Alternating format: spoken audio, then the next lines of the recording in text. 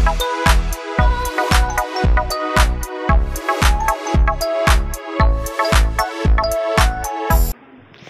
Friends, welcome to Riya beauty tips. இன்றைக்கி நம்ம சேனலில் இதை பற்றி பார்க்க போகிறோம் அப்படின்னா, பிறந்த குழந்தை முதல் 6 வயது குழந்தை வரை எத்தனை மணி நேரம் தூங்கலாம், எத்தனை மணி நேரம் தூங்கினா ரொம்ப ஹெல்த்தியானது, அவங்களை தூங்க வைக்க என்னென்ன சூப்பரான டிப்ஸ் அப்படின்றதான் இந்த வீடியோக்குள்ளே பார்க்கலாம். ஏன்னா குழந்தைங்களுக்கு சாப்பாடு எவ்வளோ முக்கியமோ அந்தளவுக்கு ரொம்ப ரொம்ப முக்கியம் வந்து தூக்கம். ஸோ தூக்கத்தில் தான் குழந்தைங்க வந்து நல்லா வளருவாங்க. சில சமயம் வந்து அவங்களுக்கு சாப்பாடு பத்தாமல் இல்லைனா வேறு ஏதாவது டிஸ்டர்பன்ஸ் இருந்தாலும் தூங்காமல் வந்து அழுதுகிட்டே இருப்பாங்க. ஸோ அப்படி குழந்தைங்களுக்கு வந்து தூக்கம் சரியாக இல்லாதனால வளர்ச்சியும் கம்மியாக இருக்கும். ஸோ அவங்கள எப்படி ஈஸியாக தூங்க வைக்கிறது அப்படின்ற இந்த வீடியோவில் பார்க்க போகிறோம்.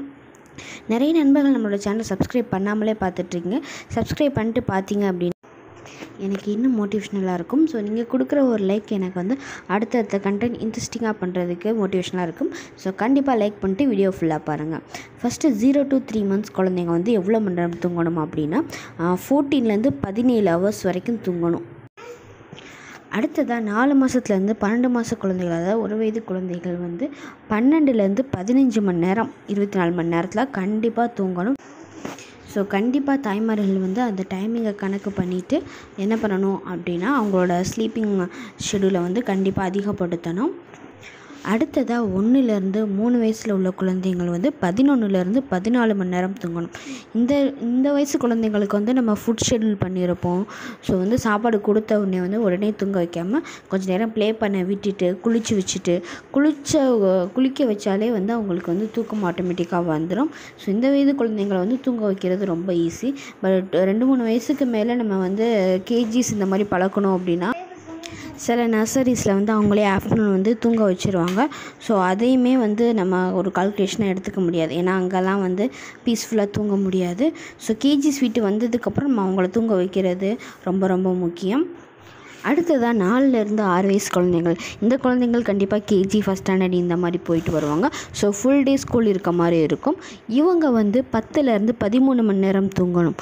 ஸோ அப்படிங்கும்போது ஈவினிங்க்கு மேலே ஹோம்ஒர்க் முடிச்சுட்டு இயர்லி டின்னர் கொடுத்துட்டு அவங்கள வந்து ஒரு 9 o'clock நம்ம தூங்க வச்சோம். 9 o'clock ரொம்ப ஜாஸ்தி தான். 8:30 இந்த ரேஞ்சில் தூங்க வச்சோம் அப்படின்னா மார்னிங் வந்து நம்ம சீக்கிரம் எழுக்க வைக்கிறதுக்கு வந்து ரொம்பவே வந்து யூஸ்ஃபுல்லாக இருக்கும். ஸோ நைட்டு எப்படி தூங்க வைக்கலாம் அப்படின்னா அவங்க படுக்கிற இடம் வந்து வெளிச்சம் வந்து ரொம்ப டிம்மாக இருக்கணும். ஸோ அந்த மாதிரி ரொம்ப இருட்டாக இருக்கக்கூடாது. இருட்டு ரூம்லலாம் குழந்தைங்களை படுக்க வைக்கக்கூடாது. ப்ளஸ் வந்து நம்ம குழந்தைங்க தூங்குகிற இடத்துல ஒரு 4-5 பேர் மொத்தமாக சேர்ந்து தூங்கணும் அப்படின்னா நம்ம பேசிகிட்டு தான் தூங்குவோம் அப்படின்னா அவங்க தூங்க மாட்டாங்க. அடுத்ததாக ஃபோன், அது டிவி, இது எல்லாமே வந்து ஒரு 8 o'clock ஆஃப் பண்ணிடுங்க. அப்போ தான் அவங்களுக்கு வந்து தூக்கம் ரொம்ப ரொம்ப நிம்மதியாக இருக்கும். இல்லை அவங்க படுக்கும்போது வந்து நீங்கள் கண்டிப்பாக வந்து மொபைல் ஆஃப் பண்ணி வச்சுருக்கணும். அப்போ தான் வந்து இல்லைனா நம்ம பார்க்குறோம் குழந்தைங்களுக்கு கொடுக்காம அப்படின்னு நினச்சாலும் அவங்களோட ஃபோக்கஸ் ஃபுல்லாக நம்ம பார்க்குற மொபைல் மேலேயே தான் இருக்கும். ஸோ அவங்களுமே வந்து தூங்க மாட்டாங்க. கதை சொல்கிறது ரொம்ப ரொம்ப ரொம்ப முக்கியம். அதாவது ஒரு 3 வயசுக்கு மேலே இருந்து ரியாவுக்கு நான் வந்து சிண்ட்ரெல்லா கதை தான் சொல்லுவேன். அது ஒரே கதை தான், திரும்ப திரும்ப அதே கதை தான் சொல்லி தூங்க வைப்பேன். ஸோ அவளுக்கு ரொம்ப பிடிக்கும். எல்லாமே ஆஃப் பண்ணிட்டு நானும் அவளும் மட்டும் படுத்துட்டு அந்த கதை சொல்லும்போது அவளுக்கு அவ்வளோ நிம்மதியாக தூங்குவாள். சில துவாலாம் நான் சொல்லி கொடுப்பேன். ஸோ ரெசிடேஷன் பண்ணிவிட்டு அதுக்கப்புறம் தான் வந்து நான் தூங்க வைப்பேன் ரியாவை. ஸோ சின்ன குழந்தைங்கள் இருக்காங்க அப்படின்னா வந்து ஃபீட் பண்ணிகிட்டு இருக்கும்போது சில குழந்தைங்கள் தூங்கிடுவாங்க. சில குழந்தைங்கள் தொட்டியில் போட்டு ஆட்டும்போது தான் தூங்குவாங்க. சில குழந்தைகள் லைட் இருந்தால் தான் தூங்குவாங்க. அதை லைட் இருக்கிறதெல்லாம் டிஸ்டர்பன்ஸாக நினைக்க மாட்டாங்க. சில குழந்தைங்கள் வந்து லேசாக ஒரு சின்ன சத்தம் கேட்டாலும் வந்து எந்திரிச்சிருவாங்க. அதெல்லாம் வந்து அவங்களோட தூக்கத்தை ரொம்பவே பாதிச்சிச்சு. கண்டினியூஸாக ஒழுங்கான தூக்கம் இல்லை அப்படின்னா அவங்களோட ஹெல்த் வந்து பாதிக்கப்படும். ஸோ அதையுமே வந்து நம்ம பார்த்துக்கணும். சில பேர் அதிகமான சவுண்ட்லேயுமே தூங்குவாங்க. அதுவுமே ரொம்ப ஹெல்த்தி தான். ஒரு 3 வயசு வரைக்கும் நான் வந்து ரியாவை வந்து கதை சொல்லி தான் தூங்க வச்சுருக்கேன், சிண்ட்ரெல்லா ஸ்டோரி. அதுக்கப்புறம் வந்து கொஞ்சம் பெரியாளாக நான் என்ன பண்ணிட்டேன் அப்படின்னா ஆயத்துக்கொலுசியை வந்து ஒரு சொல்லி தான் நான் அதுக்கப்புறம் தான் தூங்க வைப்பேன் அவளை. அதுக்கப்புறம் நான் என்ன பண்ணுவேன் அப்படின்னா ரொம்ப ரொம்ப முக்கியமான விஷயம், அவளுக்கு ஏதாவது ஆசை இருந்துச்சு அப்படின்னா அதை சொல்ல வச்சு நான் கேட்பேன். ஏன்னா நைட்டு தூங்குறதுக்கு முன்னாடி அது சொல்லிட்டு படுக்கும்போது அது கண்டிப்பாக நடக்கிறதுக்கான சான்ஸ் நிறைய இருக்குது. அவளுக்கு என்ன ஆசை இருக்கோ அதை சொல்லு அப்படின்னு சொல்லிட்டு கேட்பேன். அவள் அதெல்லாம் சொல்லுவாள்.